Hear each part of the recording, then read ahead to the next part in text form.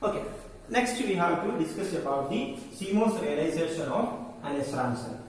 So this is the our two NOT gates or two inverters cross connected, and we know how to implement an inverter or NOT gate by using CMOS. So we can consider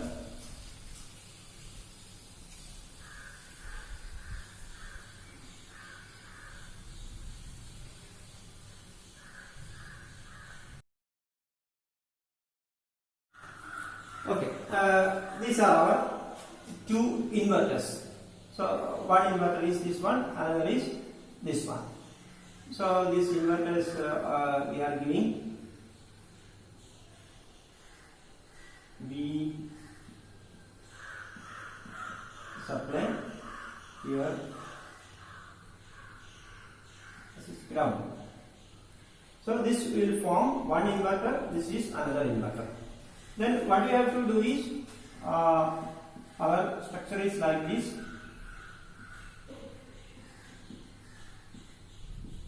Two inverters are cross connected. That is, output of one inverter is given as input of the another inverter. So here this is our output and this is the input to this inverter, and this is the input to this inverter, and this is the output of that inverter. Then what we are doing is, input of this inverter is connected with the output of this inverter. Okay. From here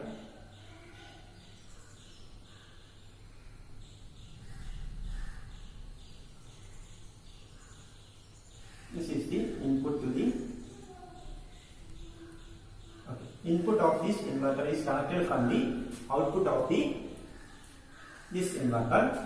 Similarly, this one, this output is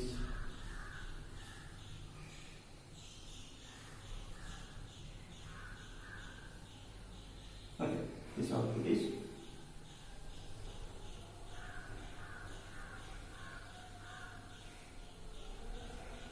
like this. So the output of this inverter is connected with the input of this inverter. Okay, this is the CMOS realization of this circuit. That is, our two inverters are cross connected, and we have 2 points, X and Y points. These are the X point, this is Y point. Okay. Then initially we assume that the voltage at this point is 1. Then this Y line is connected to the input of this inverter, because okay, this is our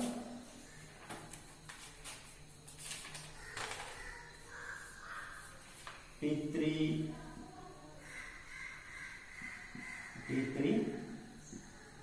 T5, T4 and T6. These are our transistors. So T3 and T5 will form one inverter, and T4 and T6 will form the second inverter. Okay. Then assume that the voltage at X is 1. So this voltage will reach into will arrive at the input of these two transistors. So one reaches here and one reaches here. What happened? This transistor will be turned off and T6 will be turned on. Then this ground voltage will reach to the Y, because this is connected. This is turned on, so this will become connected, and this ground level will be here. So this will become 0. Okay. Then that 0 is connected to the input of this inverter. That is, that will reach into here, here. So this transistor will become turned on, and this transistor will become turned off. Then what happened? There will be a path like this, and this V supply will be here. That is, high voltage or 1 will be here. Then this will be again and feedback. So a stable state 1 here and 0 here will be reached. Now we will say that this cell is storing, or this latch is now storing a value 1. The value stored inside this latch is 1. We are taking the value at the x point. Okay. Then assume that the reverse case. That is, we assume that here there is a 0 voltage. Then what will happen? Then if the voltage at this point is 0, then that will reach here. So here. What happen? This transistor T6 will be turned off, T4 will be turned on, and this V supply will reach here. So this will become 1. And that 1 is connected with this input. So here 1, here 1. Then this transistor will become turned on and this will be turned off. So this ground will be the value here. So this will become 0 again. So this will reach into a stable state 0 and 1, and we will say that the value stored inside this cell is 0. These are the two states corresponding to this cell. Then how this will be connected with our bit line and a word line?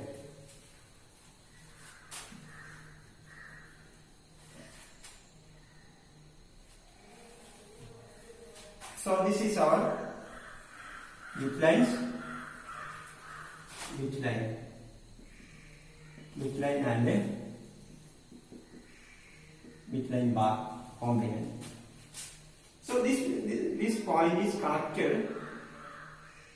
This point is connected through a transistor. We call the pass transistor, and this point is also connected to another transistor. And these two lines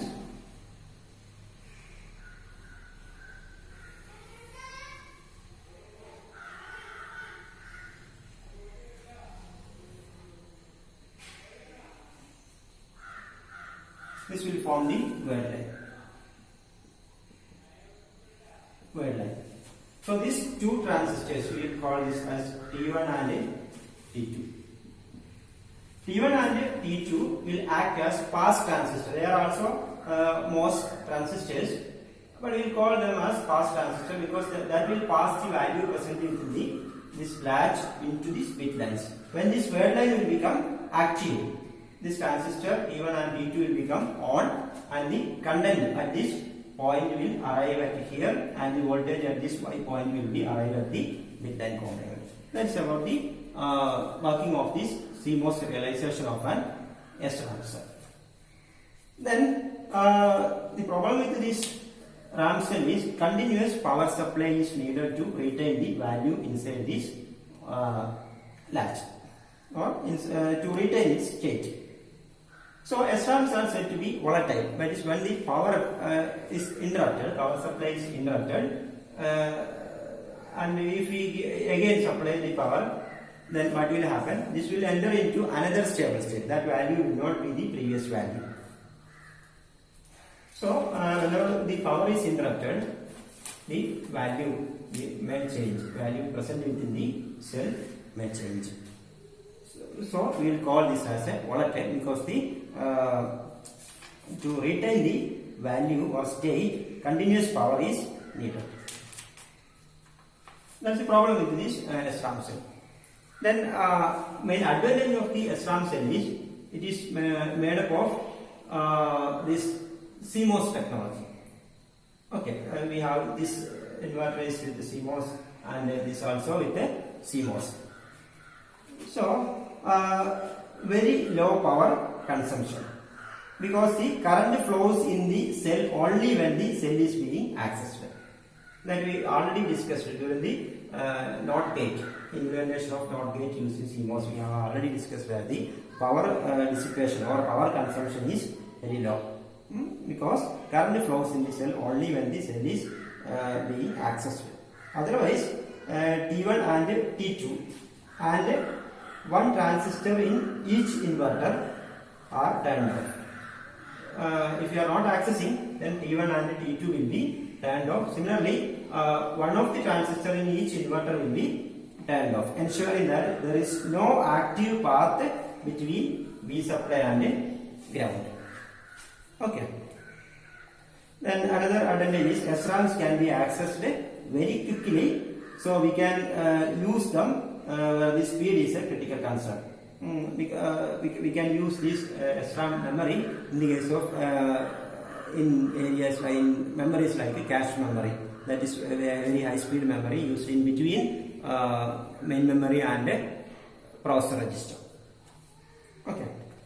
Then another problem with this CMOS is high cost, or it is more expensive, because to implement a single cell we require 1, 2, 3, 4, 5, 6 transistors are required to implement a single cell.